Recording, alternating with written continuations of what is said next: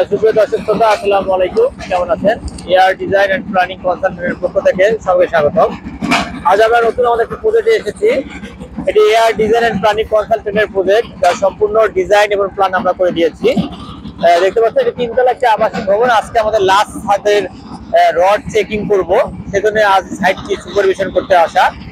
এটা সোনাহাট স্থল বন্দর আমাদের ভঙ্গাবাড়িতে এই প্রজেক্টটি হচ্ছে।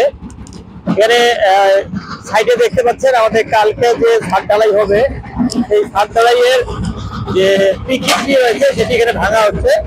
3-4 ইঞ্চি ডাউন যে পিকিটটি ভাঙা হচ্ছে, এবং যে ইটগুলো দেখতে পাচ্ছেন সেগুলো ভেঙে নেওয়ার পরে আলাদা আলাদা করা হচ্ছে। যেগুলো রাবিশ রয়েছে সেটা আলাদা করা হচ্ছে, এবং মেন যে ইটটি সেটা আলাদা করে নেওয়া হচ্ছে। এখানে দেখেন আমরা একটি সিঁড়িঘর, এই সিঁড়িঘরের এখানে মেন গেট থাকবে, মেন গেট এটা, এবং দুদিকে দুটি ব্যালকনি বা বারান্দা আছে। এখানে 2 ইউনিটের বাসা করা আছে। মাঝখানে পার্টিশন দিয়ে একটি করে ইউনিটে 2টি করে রুম, একটি attach toilet, common toilet, kitchen এবং ডাইনিং স্পেস। আমি আপনাদেরকে ফিনিশিং কাজগুলো কিছু দেখাচ্ছি। এখানে দেখেন সুন্দর একটা ফিনিশিং কাজ করা হয়েছে। সিঁড়িঘর যেটা রয়েছে দেখতে পাচ্ছেন, এখান থেকে এন্ট্রি করার পরে এখানে অবস্থান করার পরে মাঝখানে পার্টিশন হওয়ার পরে দুই দিকে 2টি ইউনিট হয়ে যাবে। সিঁড়িঘর আমরা এখন ফার্স্ট গ্রাউন্ড ফ্লোর থেকে আমরা এখন উপরের দিকে প্রবেশ করতেছি। এটি আমাদের ফার্স্ট ল্যান্ডিং আমরা উঠতেছি। ওঠার পরে আমরা এই যে ল্যান্ডিংটা পেলাম, হওয়ার পরে আমরা এখন সেকেন্ড ল্যান্ডিংয়ে দেখতে পাচ্ছেন এখানে স্টেপ কমে গেছে। মোটামুটি আপনারা দেখতে পাচ্ছেন এখানে ট্রেড এবং রাইজারটা দেখতে পাচ্ছেন। রাইজারটা এখানে প্রায় 5 ইঞ্চি করে, একটু 5-এর কম রয়েছে, এবং এই ট্রেডটা 10 ইঞ্চি করে রয়েছে। এখানে আমরা এখন আসলাম, এটি হলো ফার্স্ট ফ্লোর। এই ফ্লোরটি পুরোটাই 1 ইউনিট হয়ে যাবে, কারণ কি ক্লায়েন্টস এখানে নিজে অবস্থান করবে। পুরোটাই 1 ইউনিট হবে, তার 4টা করে রুম করা আছে, 3টি করে বাথরুম, কিচেন, এবং মাঝখানে যে অংশটা এটা ড্রয়িং ডাইনিং স্পেস থাকবে। আপনারা দেখেন ফিনিশিং কত সুন্দর হয়েছে, কলমের স্মুথনেস দেখেন, কলমগুলো অনেক সুন্দর হয়েছে, এবং এর সারফেস গুলো অনেক সুন্দর দেখা যাচ্ছে। এটি লাস্ট কলম, এদিকে এই কলমটি লাস্ট। এই হলো ফিনিশিং আমাদের ফার্স্ট ফ্লোরটি। এখন আমরা সেকেন্ড ফ্লোর চলে যাব, যেখানে আমাদের ছাদের রড বার্নিং চলতেছে এবং আনুষঙ্গিক বিষয়গুলো চলতেছে, সেগুলো আমি আপনাদের এখন দেখাবো। এখন আমরা সেকেন্ড ফ্লোরের ছাদের নিচের অংশটা আছে। এখানে দেখেন শাটারিং একটি বিল্ডিং এর খুবই গুরুত্বপূর্ণ অংশ, সেটা আমরা বারবারে বলে থাকি। একটি শাটার ফল্ট হয়ে গেলে যাওয়া মানে বিল্ডিংটি পুরোটি ক্ষতি হয়ে যাওয়া। তো এখানে আমরা দেখতেছি শাটারিং এর কাজ এখনো কাজ চলতেছে, কিছু কিছু প্রবলেম রয়েছে, সেই প্রবলেমগুলো আমরা ধরাই দিচ্ছি।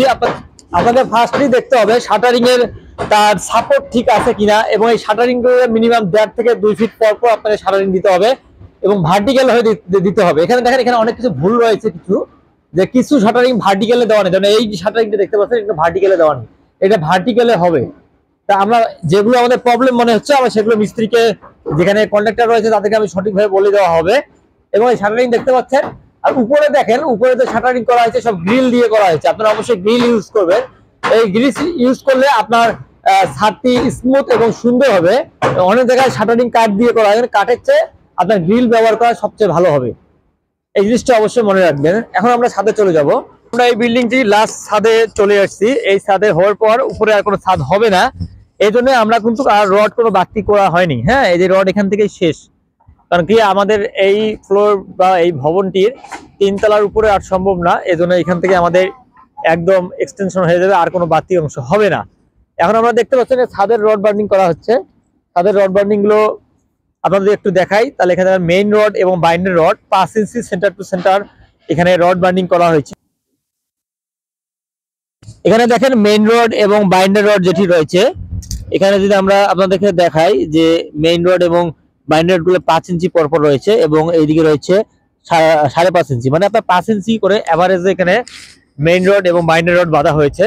আর এখানে এক্সট্রা টপ গুলো দেখতে পাচ্ছেন, এগুলোকে বলা হয় এক্সট্রা টপ। এই যে এগুলোকে বলা হচ্ছে এক্সট্রা টপ, যা ক্র্যাং, এটাকে বলে ক্র্যাং এবং এটাকে বলে এক্সট্রা টপ।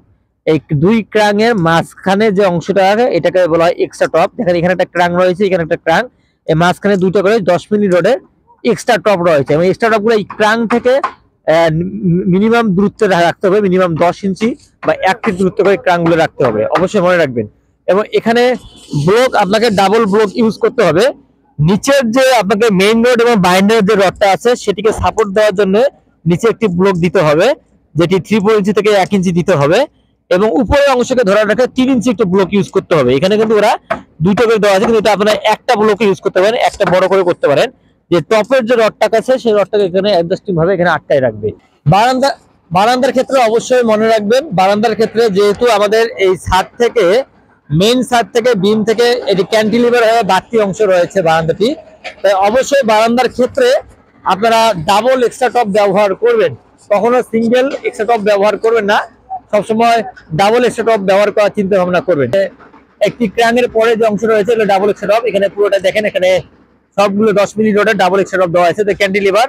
আর বারান্দার এখানে 3টি করে বিট করা হয়েছে 1 ইঞ্চি করে, এই সৌন্দর্যবদ্ধ করার জন্য করা হয়েছে। এবং এটিকে বলা হয় কার্নিশ, বাড়তি অংশ ছাদ থেকে যে অংশটা বাড়তি চলে যায় এটিকে বলা হয় কার্নিশ। এখানে কার্নিশ দেখতে পাচ্ছেন, এখানে কার্নিশ প্রায় 20 ইঞ্চি করে কার্নিশ রাখা হয়েছে। আপনার দোতলার ক্ষেত্রে আমরা জায়গা বেড়ে নিয়েছি, আমরা এই গাঁথনিগুলো এই বরাবর করব, যেহেতু আমরা জায়গাটি বেশি নিয়ে নেবো দোতলার ক্ষেত্রে, এজন্য আমরা কার্নিশটা একটু বেশি করে রেখেছি। এখানে ইলেকট্রিক পাইপ বিষয়ে আমি একটু বলি যদি, তাহলে বলতে বলে এখানে দেখতে পাচ্ছেন যে ইলেকট্রিক পাইপ এখানে টানা হয়েছে। এটি হলো ওয়াল লাইট যে হবে, ওয়াল লাইটের এখানে সেন্টার করা হয়েছে, এবং অপর পাশে ওয়াল লাইটের এটাও সেন্টার করা হয়েছে। এবং এখানে অংশ দেখতে পাচ্ছেন, এখানে আপনার সুইচ বোর্ড, এসবি বোর্ড বা সাব বোর্ড এবং যে লাইটের পয়েন্ট থাকবে। মাঝখানের যে অংশটা দেখতে পাচ্ছেন এখানে আপনার ফ্যান হুড বসবে, এই পয়েন্ট এখানে করা হয়েছে। আর এখানে যে অংশটা দেখতে পাচ্ছেন এখানে একটা ওয়াল হবে, এই রুমটা একটা ওয়াল চলে যাবে, এই ওয়াল বরাবর এই নিচে যে সাববোর্ড গুলো চলে যাবে সেই লাইন এখানে দেওয়া রয়েছে। এবং প্রত্যেকটা এখানে এসডিবি বোর্ড এখানে রয়েছে, এবং এসডিবি বোর্ড এখানে, এবং যে মেইন ডিস্ট্রিবিউশন বোর্ড বা এমডিবি বোর্ড সেটি একদম সিঁড়ির পাশে রয়েছে। ইলেকট্রিক কাজগুলো এখনো বাকি রয়েছে, দেখেন ট্রেন গ্রেন সিস্টেম করা হয়েছে, যেহেতু 3 তলা আমাদের ভবনের ঢালাই হবে এবং এটা উপরে উঠতে অনেক কষ্টসাধ্য বিষয়, তাই ট্রেন দিয়ে পুরোটাই ঢালাই করা হবে। এই ট্রেনের একটু গুণ রয়েছে, এখানে এটাকে বলা হয় রূপোস।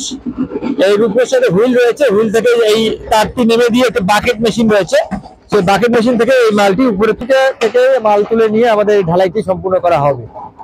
এই হলো বিষয়টি। আমাদের পুরো এখানে আমাদের বর্ডারের পাশে এই লোকেশনে দেখতে পাচ্ছেন সামনে একটি হাইওয়ে রোড রয়েছে, যা যেদিক দিয়ে আমাদের সোনারহাট স্থল বন্দর যাওয়া লাগে, এবং পাশেই সুন্দর খোলামেলা জায়গা রয়েছে, পিছনে একটি নদী রয়েছে।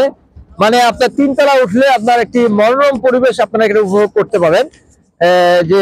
যে ক্লায়েন্ট থাকবে সে ছাদে উঠলে সে চারদিকে পরিবেশ সুন্দর দেখতে পাবে, এবং চারদিকে প্যারাপেট ওয়াল হয়ে যাবে, তারপরে কিছুজন ছাদ হয়ে যাবে, তখন দেখবেন বিল্ডিংটি সৌন্দর্যবদ্ধ অনেক সুন্দর হবে। তাই আপনারা যারা ডিজাইন প্ল্যান নিয়ে ভাবতেছেন তারা অবশ্যই আমাদের সাথে যোগাযোগ করতে পারেন। আর একটি লাস্ট পয়েন্ট যেটা বলতেছি, এই বিল্ডিংটি আমাদের রয়েছে 40 ফিট বাই 45 ফিটের মধ্যে বিল্ডিংটি করা হয়েছে। 3 তলা একটি আবাসিক ভবন করা হয়েছে, যার 2 ইউনিট, প্রত্যেকটা ইউনিটে 2টি করে বেডরুম, একটি attach toilet, common toilet, kitchen এবং ড্রয়িং ডাইনিং স্পেস রয়েছে। সবাই ভালো থাকবেন, আসসালামু আলাইকুম।